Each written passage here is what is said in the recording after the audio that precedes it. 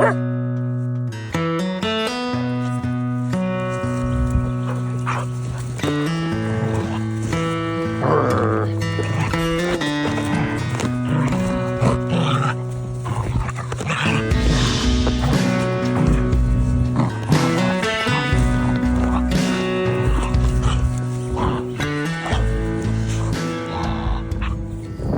just a few nukes to pull out of this yard.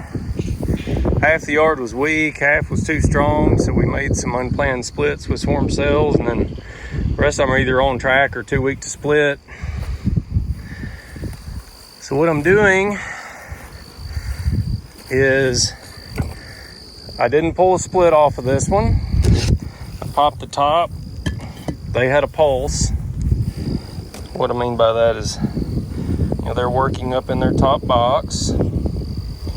Quite a few bees down below. So I went in and put a queen excluder above the second medium. I have no idea where the queen is in this hive, but this will narrow it down. She'll either be above it or below it, and it'll make it easier to find her and move her in a week. So since this hive has got a pulse, I added a box. It's got some partially drawn re-waxed frames and some new foundations that are double waxed. And that will buy me quite a bit of time. If I can't get back out here for 2 or 3 weeks, they're fine. They're not gonna fill that up in 2 or 3 weeks. They've got 3 supers now, basically. The bottom one has got some comb in it or some foundation to draw. Some in the middle, some in the top. Buying time. It's easy to get behind when it's a one-man show, so I'm trying to buy as much time as I can. So when I put these excluders in at the start of the honey flow like this, since I've got my entrance reducers stapled in, they stay in year-round. That's a 6" by 3/8 opening. Makes things a lot easier for me. But in the honey flow, I like to have bigger entrances. So I start offsetting my supers. This does a couple things, gives the bees more access to get in and out of the hive. They will use those as entrances. It also gives drones a way to get out so they don't get stuck in the screen and clog it up.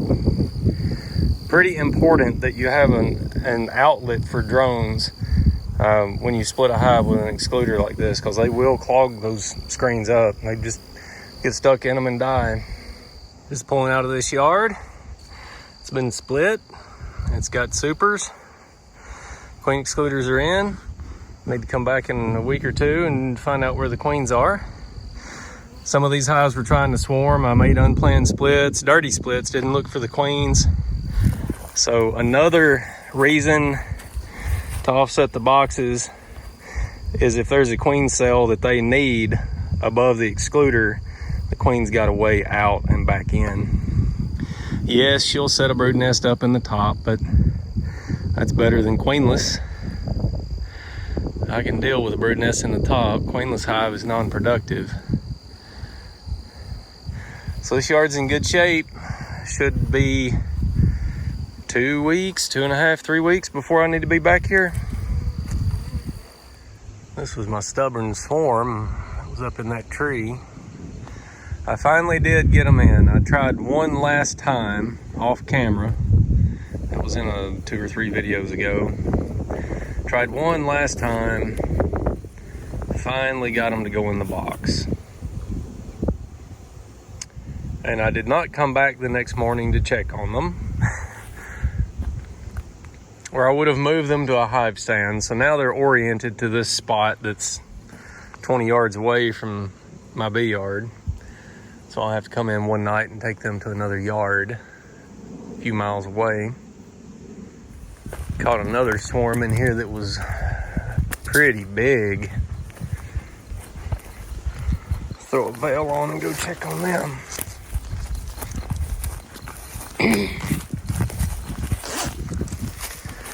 I put these swarms in boxes of dead out deep equipment. Lost some deeps over winter. no smoke. Yep, they'll make honey this year. I'll give them a queen excluder and a box of foundation. Swarms love to draw foundation. It'll be 3 weeks before they start growing, but she's got comb in there, so she should be laying up a storm. I'm pulling nukes in here. I'll drop queen screens down above the second. Same deal. Anything with a pulse gets a box of foundation, because I believe the main flow is going to start this week. So I saw a few tulip poplar blooms yesterday in the tops of trees. Had to look with binoculars to see them. They're hard to spot. And then I got an email from my bee club president over east of here saying that black locust has been in bloom. Those are 2 major nectar flows here in my part of Tennessee. And they generally bloom together, and that is the start of the main flow. It'll go tulip poplar, black locust, and then we'll get holly, and then we will get some privet will bloom. The bees will work that some years they don't. Blackberry and all that stuff. So from this next week, for about the next 4 or 5 weeks, we should make honey. And then it will tail off, and they'll just sort of maintain. And then around June the 10th, I think last year it was June 12th, sumac and sourwood will bloom, and we can make, some years 30 pounds, some years a couple supers, some years nothing. And then that'll be it. So this first flow, next 4 or 5 weeks, really sort of makes or breaks the season. Last year we got rained out.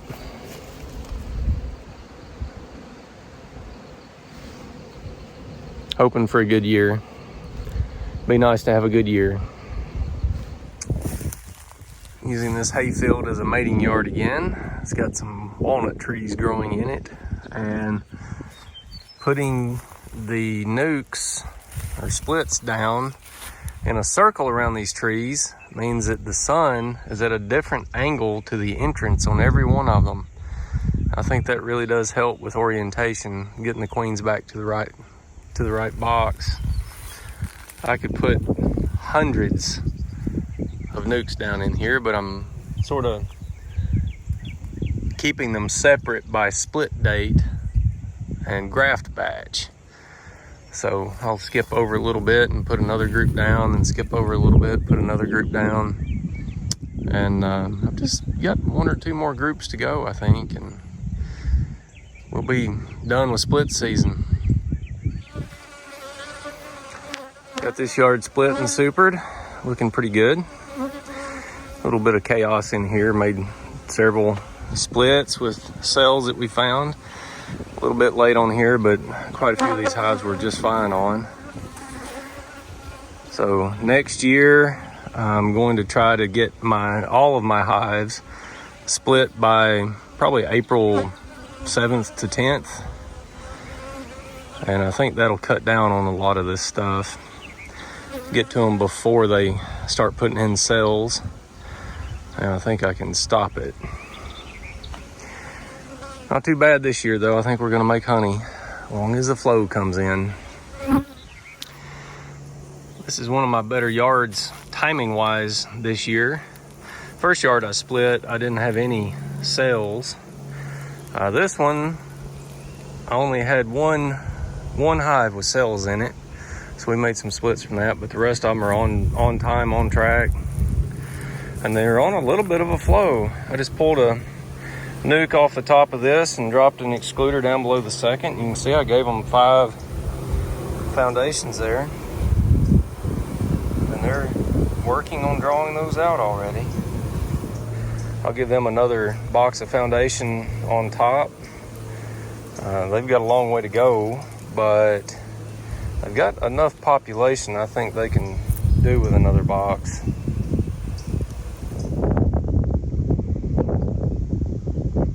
Getting quite a few nukes in here. One of my nukes swarm. best guess on what happened here is I got an old queen in one of my nukes. She probably attracted a lot of drift just because of her pheromone. Everything else was queenless. She got enough bees in there that they were crowded, and then I dropped a queen cell in, and she decided she didn't want to be killed by a virgin, so here she is. I'm gonna drop her in a box real quick. I've got a swarm trap just a quarter mile away or less, but they're not on it. Scout bees aren't going to it, so they either just swarmed or they've got somewhere else they're looking at. So this was a pretty good sized swarm. I gave them 2 boxes. They've got 2 drawn combs in there, a 1 gallon feeder with about 3/4 of a gallon of feed in it. I always like to put swarm catches on a solid bottom, so that's actually a double screen that I keep in my truck for such occasions. I was able to take a few frames out of the top box, already had syrup in there, and put some dead grass in the open well on the feeder, because this is so chaotic you'll get a lot of drowned bees if you don't give them a way to get out of the syrup. Shook them off in there, added 4 frames back, put the lid on. They'll figure out where the entrance is. This is almost a sure thing on catching a swarm. Get a bunch of bees in the box. Queen's probably in there. Give them syrup and a couple of drawn frames, and I mean, I'll be shocked if they abscond from there.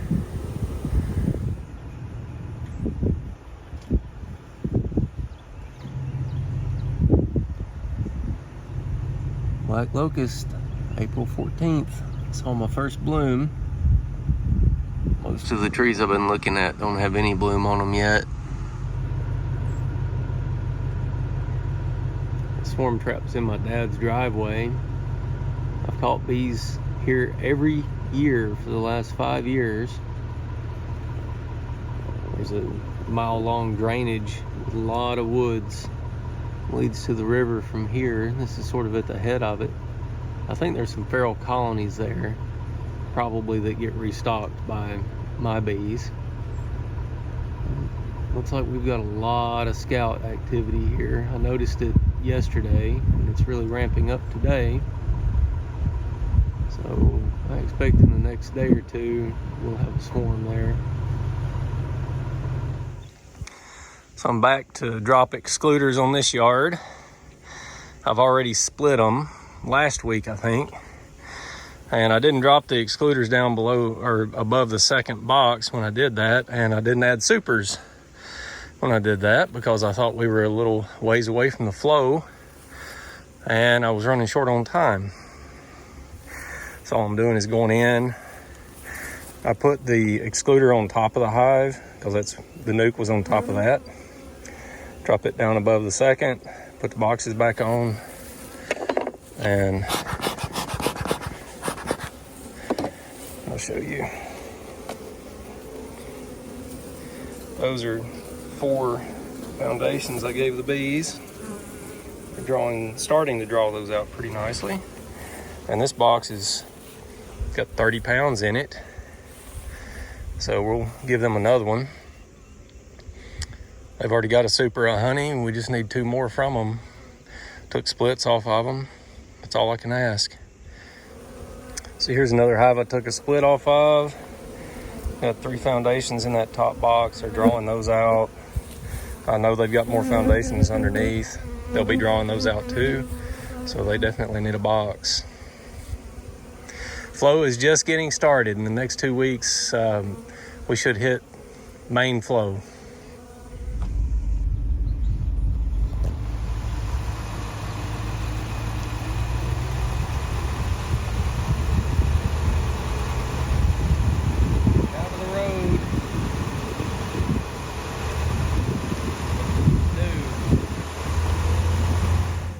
So this is one of my breeder queens from this year.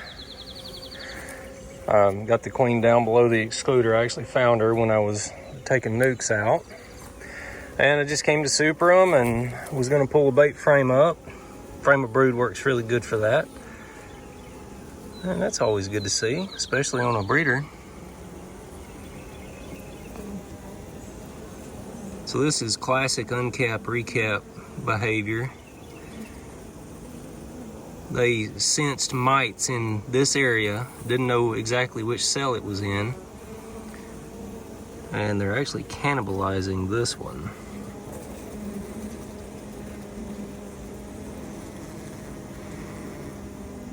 So they've started chewing that one out. I think they're chewing that one out, and maybe that one too.